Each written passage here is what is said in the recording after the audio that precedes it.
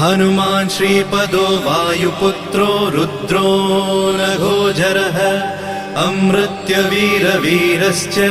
ग्रामवासो जनाश्रयः धनदो निर्गुणः शूरो वीरो निधिपतिर्मुनिः पिङ्गाक्षो वरदो वाग्मी सीताशोकविनाशकः शिवः शर्वत्परो व्यक्तो व्यक्तो धराधरः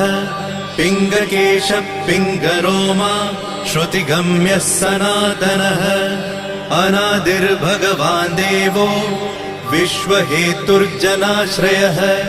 आरोग्यकर्ता विश्वेशो विश्वनाथो हरीश्वरः भर्गो रामो रामभक्तः कल्याणप्रकृतिस्थिरः विश्वम्भरो विश्वमूर्तिर्विश्वरूपो